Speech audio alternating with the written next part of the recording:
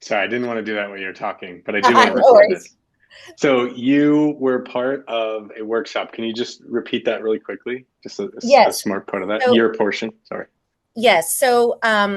For district level professional development day, a group of librarians, if you will, got together, and one of our presentations that we did that day was about how to use instructional technology for tier one instruction based on Marzano's book. So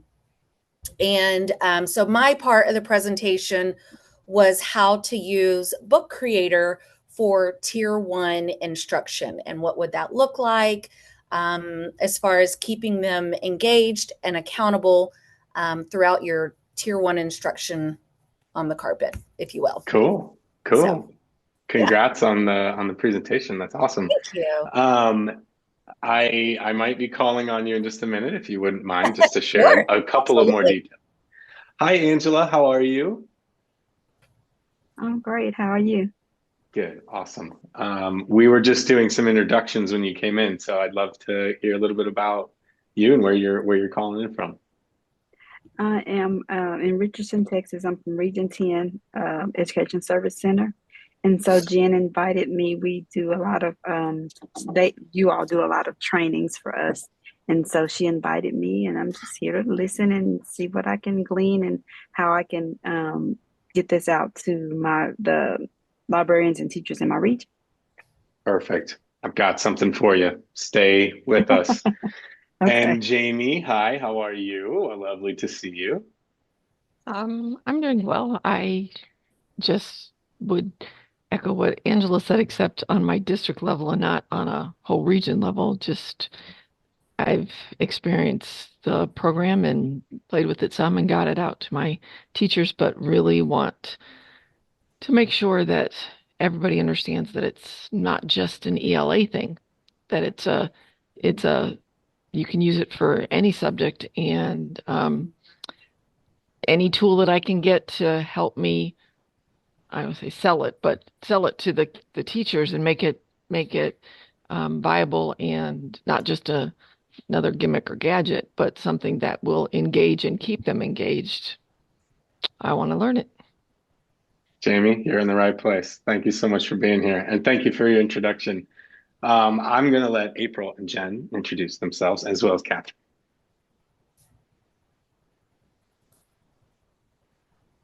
Do you want Jen, to go you go first, first. Jen? Jen's going first. I I'm was like, calling who's it. gonna start talking first? I'm Jen. I'm our partnerships manager. I work with all of our school districts in Texas to help integrate Book Creator and bring resources to school districts. So I think I've seen most of your faces, but it's good to see you. And I'm April, so I work with Jen, but at a school level, kind of bringing resources into schools and seeing how we can get Book Creator actually into the classrooms. So, for example, I've worked with a couple of librarians probably in your districts before to see what kind of projects they can do, or like setting that up and getting teachers involved as well. Nice. I'm Catherine. I see a lot of familiar faces. I work with all of the different districts and schools in Texas to really support them, integrate Book Creator into their curriculum. I do a lot of trainings as well throughout Texas. So I'm really happy to be here to see you all. Yes, we're very happy to have you here as well. Okay, so this is the part where I would normally call upon anyone in the audience who would like to share something that they've been using Book Creator for. And since two people are here to get exactly that thing, Kelly, this is that moment I mentioned a moment ago. I would love to hear a little bit, just you don't need to share your screen if you don't want to or anything like that, but I'd love to just hear a little bit more about Tier 1 instruction and how you presented that to folks. Sure. So I presented it as just kind of using Book Creator to maybe establish your unit. So the purpose that I point of view, I guess I should say, is that it is a learning tool for students to refer back to throughout the unit of instruction, whether they were doing stations or whatnot. So it would be a progression of learning add anchor charts, their reflective learning, experiments that they did, vocabulary. So really it's kind of an all-in-one, and it could be for every subject. And then that way teachers can go back and check their students' learning along the way and then scaffold as necessary. The big selling point that the teachers had, and they didn't know this feature existed, and I think it's fairly new, was that you don't have to have your whole week's or unit lesson pre-planned, in that you can push out, Friday's slides, if you will, if you think of it as a Google presentation later on, or differentiate if your students needed sentence stems or anything else. You can push those slides specifically to, a group of students based on their IEP or accommodations, that it's not, it doesn't have to be a broadcast or teaching by a megaphone. It can truly be individualized. And so that's the way I presented it. And so I presented kinder math, second science, and fourth ELAR social studies combined, and just did kind of a progression of what a tier 1 lesson would look like. So it's not just teacher standing at the presentation monitor broadcasting. So it was talk, and then students do on their iPad or MacBook, however, Chromebook, whatever they use. And then that way it's individual learning and it's their learning. This would not meant to be graded per se, because this is their progression of their learning throughout the unit. And so that was the way that I presented it to the teachers, that, not necessarily a formative assessment, because it doesn't have the functionality of a quiz or anything like that that can be graded. So it would have to be more of a informative and just kind of, I don't know, just kind of checking along the way. So yeah, absolutely. And we hear this a lot, that teachers, when they start using it and they get drawn in because they see the potential of what their students can create. They use it for narrative writing or a science notebook. And then as they start to use it more, they start to see the value in what you just said of putting a lot of the instructional resources into the front matter of the book so the students can reference it. And then they think, well, why don't we just, we'll put some reflection stuff in there too, and we'll just build it out. And it really can become this notebook for a whole unit. Right. This probably isn't a new tip for everyone here, but I did want to share my screen. Well, obviously I'm going to show this book, but I wanted to just show that what you were just talking about. I often say to people, it's like trickle releasing the work that you want them to have. And so just as an example here, let's just say that this book is the student's workbook, and this book is sort of like the master copy for the teacher. And what you're saying is that this book maybe only has 3 pages in it. And, the first 2 are instructional pages. And then the third page is like Monday's activity. And then in my master template, I might have Tuesday, Wednesday, Thursday, and I can come in here and I can go to pages and then copy, say, the Tuesday page, copy 2 and select that book. And that way the students get the work just in time and not ahead of time or things like that. And partly I'm just showing that because we're recording this, and I want anyone watching the recording who might not have known about that trick to see that. And thank you, Kelly, so much for sharing. That was awesome of you. I'm copying the link to this library, and I'm going to throw it in the chat because it's sort of like one link to rule them all if you're a Lord of the Rings fan like myself. But it's going to get you access to this library. And this is just the library we use when we're talking with Texas educators. And so it has some books in here that might not be of interest to you. There's some like teacher first lesson books and some of the more timely resources that we have, like this All About Me journal built for newcomers. If you're in like a multilingual classroom, it's really great for introducing Book Creator to students, but also helping them feel welcome in your space. But the one that I want to draw your attention to, I'm just doing a library too here. The first book is the one that I add to each time we have a meeting. And so right here on the first page is got the recording for the most recent one. This is the last meeting, and I'll update that after today. And then I pull in some questions that you all have asked in the registration form, just questions about anything really. And so there's two here that I wanted to point out, and I think one might be helpful, Jamie, that you had asked about a moment ago. So the first is about AI, and I'll talk about that in a second, but I wanted to show this link. I should have pre-opened it, shucks. So we started creating these one-pagers. So they're just PDF templates that have like written instructions with QR codes and things. And we find these actually pretty helpful for tech folks that, like you said, are trying to sell it to the teachers, but kind of need to do it in little chunks. And we heard a call for these, like maybe if you want to put them up around the school above drinking fountains or things like that, or if you want to go to a staff meeting and really just cover one thing and drive it home. These are really like kind of little bite-sized PDFs that you can download. And I linked to one of them, inviting students to a library, because it kind of answers this question: how can I get students to create their own book? But really the step one there is getting them into a library, because we know students can't really access Book Creator if they're not doing it through a teacher's library for safety reasons. So that's linked there. And hopefully some of those, Jamie, we're cranking out those out as fast as we can. So if you have an idea for one, or you're like, man, I'd really love some step-by-step for this little segment of the journey, just let me know, and I can put my email in here, and we will make it. Because we're definitely looking for the ones that would have the most impact and support you the best that you can. I'm going to just spend half a second to talk about AI for just a second. There's been a lot of talk, and we've gotten a lot of questions about AI and when will Book Creator have AI and all those things. And so we put out this blog post that really does a beautiful job of detailing a lot about who we are as a company, but also a little bit about the future of education and how AI is impacting that. And so I encourage you to take a look, but what I like to draw people's attention to are really these 6 things.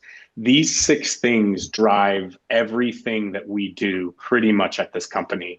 When it comes to the decisions that we make for students and teachers and how we change the application. And so when we look at AI, generative AI, because AI has actually been in Book Creator for a while, really since the beginning of the web app, when we look at the generative AI, the things where I can give it an image and it can write things for me, and we really have to make sure that it meets these 6 criteria before we're going to bring it in. And so a button that would write a story for a student isn't going to make its way into our app, because our app is a safe place for creativity and we want it to remain that way. And so we want to make sure that teachers don't feel violated by some tech tool that's going to pose as a student.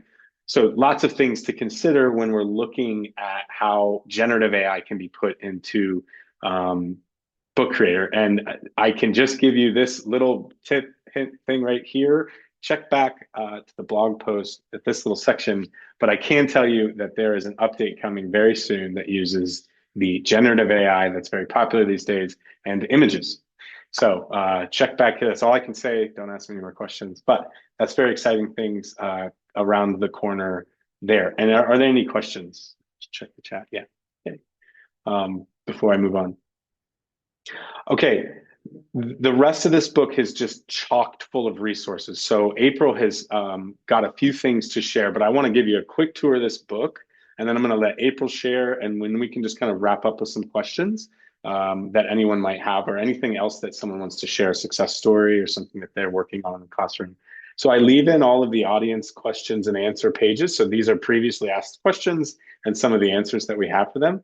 I've put in a brand new resources page that actually has the one-pagers in there, but it also has a vocabulary notebooks. And so, Kelly, you were talking about sort of having this running record of the learning journey going on.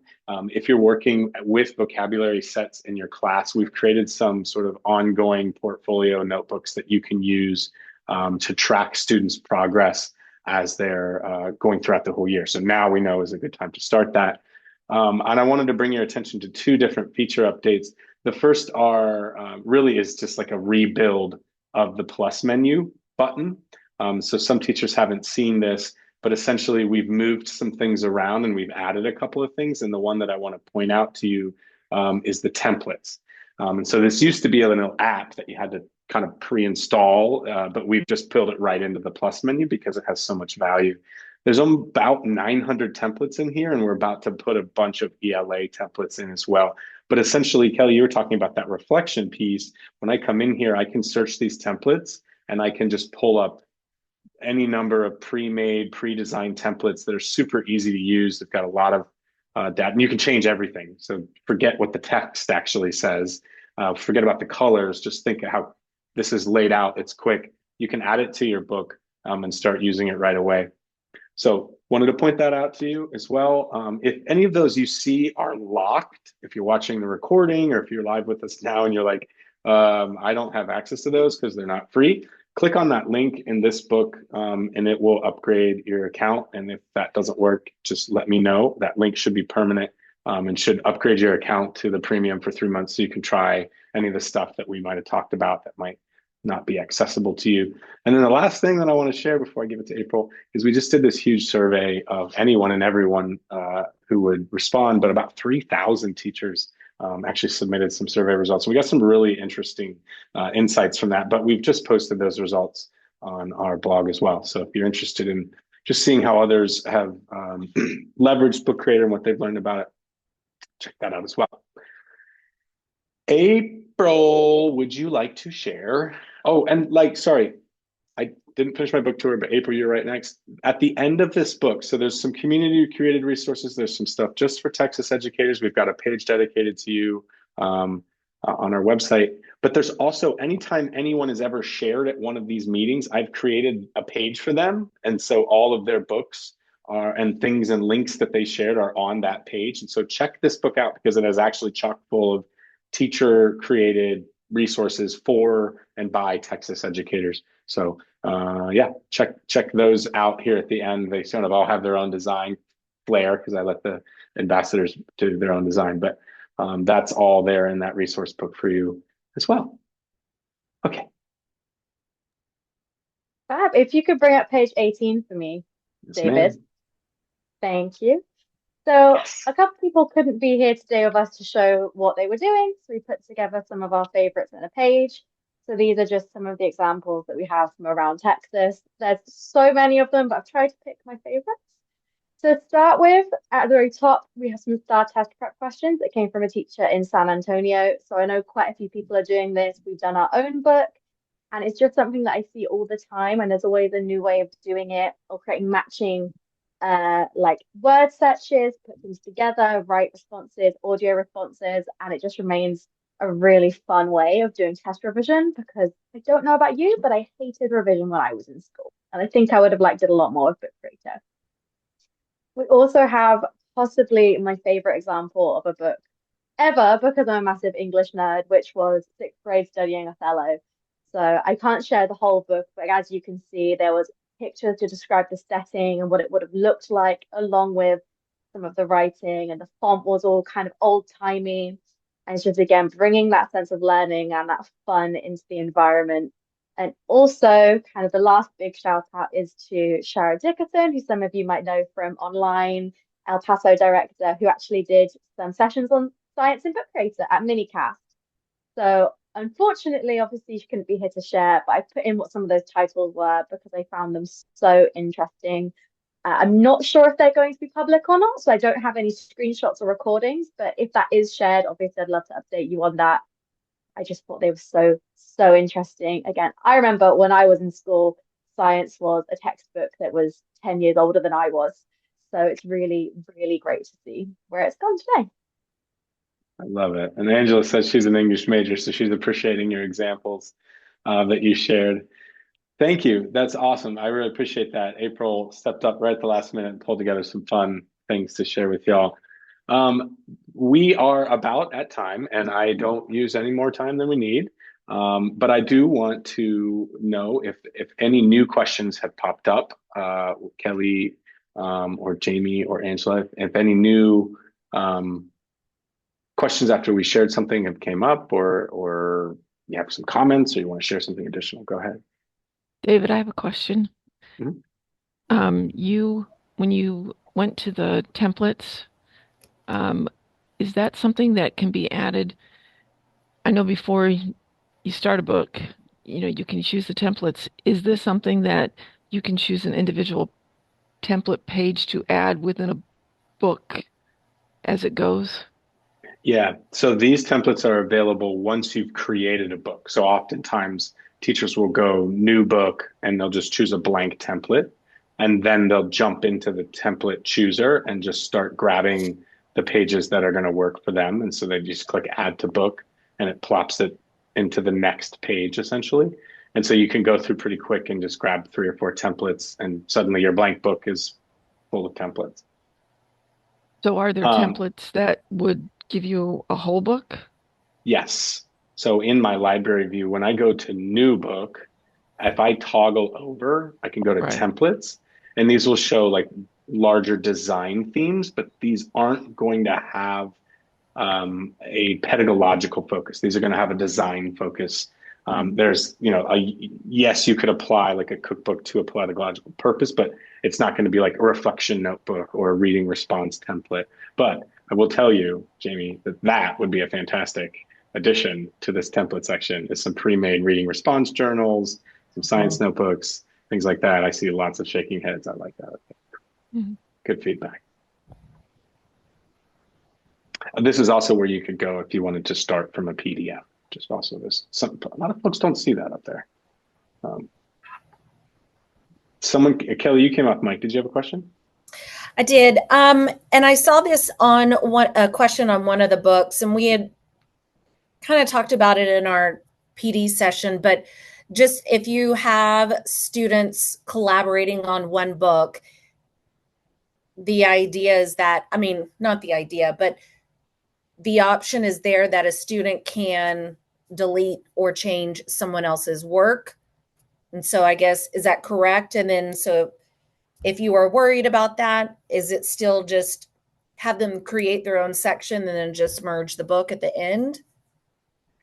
Yeah, unfortunately, right now, there's just not enough granular detail to saying like, well, this student can only edit pages 2 to 5, for example, and the other student, 6 to 10.